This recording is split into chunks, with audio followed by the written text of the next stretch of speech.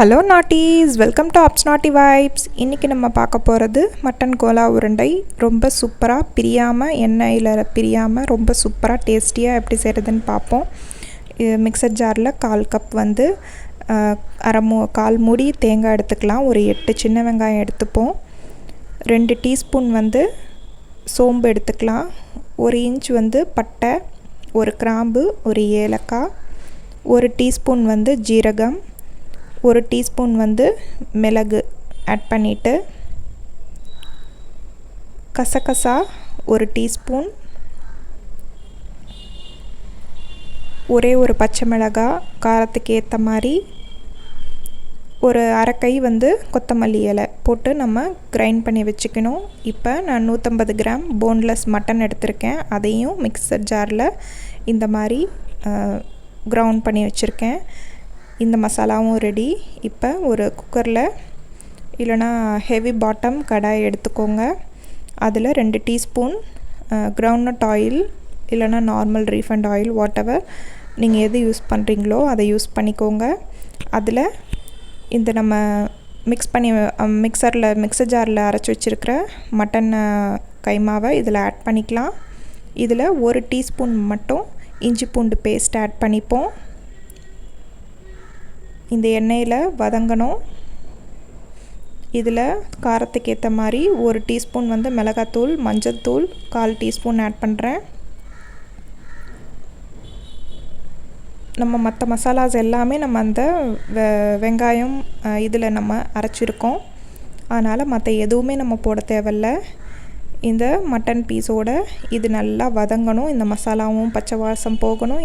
இதுவும் நல்லா அப்படியே உதிராக வரணும். அந்த அளவுக்கு நம்ம இது பண்ணணும். இதில் தேவையான அளவு உப்பு ஆட் பண்ணிப்போம். ஆட் பண்ணிவிட்டு பார்த்திங்கன்னா, இது பாருங்கள், நான் தண்ணிலாம் ஊற்றலை, சிம்மில் வச்சு நான் வதக்கிட்டுருக்கேன். இந்த மாதிரி ஆனதுக்கப்புறம் எடுத்து மிக்சர் ஜாரில் நம்ம போட்டு பிளெண்ட் பண்ணி எடுத்துக்கணும். வேறு எந்த இதுவும் நம்ம ஆட் பண்ண தேவை கிடையாது. எல்லா மசாலாஸும் அந்த நம்ம வெங்காயம் இது நம்ம ஆட் பண்ணியிருக்கோம்ல, தேங்காய், இதோடு நம்ம ஆட் பண்ணும்போதே நம்ம எல்லா மசாலாஸும் போட்டாச்சு. கறியில் கொஞ்சம் கூட நம்ம தண்ணி இருக்கக்கூடாது, அந்தளவுக்கு நம்ம ட்ரை பண்ணிக்கணும். இதில் 3 டேபிள் ஸ்பூன் அளவு நம்ம பொட்டுக்கடலை பவுட்ரு வந்து ஆட் பண்ணிக்கலாம். ஆட் பண்ணிவிட்டு பிடிச்சி பார்க்கணும். அப்பயும் லைட்டாக வந்து உதிர்ற மாதிரி இருக்குது. இதை வந்து இன்னொரு பவுலில் வந்து ட்ரான்ஸ்ஃபர் பண்ணிவிட்டு கிரைண்ட் பண்ணதை இதில் வாட்டரே கொஞ்சம் கூட இருக்கக்கூடாது. அப்போ தான் கோலா உருண்டை நல்லா கிறிஸ்பாகவும் உள்ள சாஃப்டாகவும் இருக்கும். இல்லைனா எண்ணெயில் பிரிஞ்சு போயிடும்.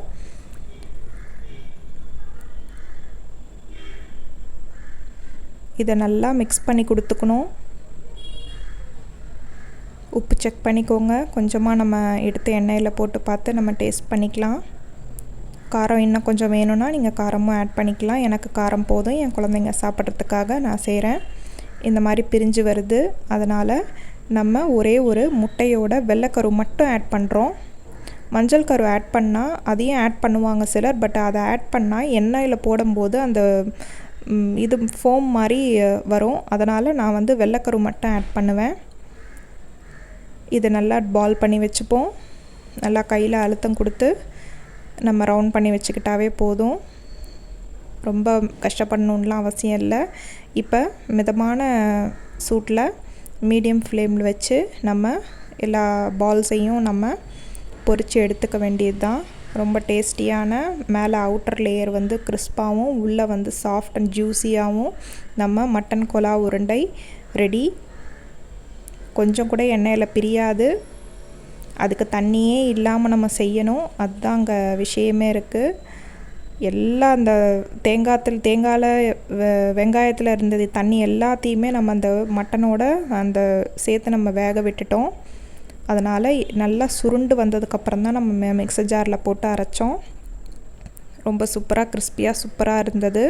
நீங்களும் இதே மாதிரி ஸ்டைலில் ஒரு தடவை ட்ரை பண்ணி பார்த்துட்டு எப்படி இருக்குன்னு உங்கள் ஃபீட்பேக்கை மறக்காமல் எனக்கு சொல்லுங்கள். நான் அடுத்த பேட்சும் பொரித்து காமிக்கிறேன். இதே மாதிரி நம்ம எல்லாத்தையும் பொரித்து எடுத்துக்கலாம். இது அரவுண்ட் 150 கிராம் போன்லெஸ் மட்டன் எடுத்தோம்னா ஒரு 12 பீசஸ் வந்து வந்தது. நீங்கள் இதை ட்ரை பண்ணி பார்த்துட்டு எப்படி இருக்குன்னு சொல்லுங்கள். நம்ம சைட் டிஷ்ஷாகவும் எடுத்துக்கலாம், ஏதோ ஒரு ஸ்நாக்ஸாகவும் கொடுத்தா குழந்தைங்களுக்கு நல்லது. முழுசாக கறி சாப்பிட முடியாதவங்களுக்கு இப்படி நம்ம கொடுக்கும்போது அவங்க ருசிச்சு சாப்பிடுவாங்க. எப்படி இருக்குன்னு உங்கள் ஃபீட்பேக்கை சொல்லுங்கள். தேங்க்ஸ் ஃபார் வாட்சிங்.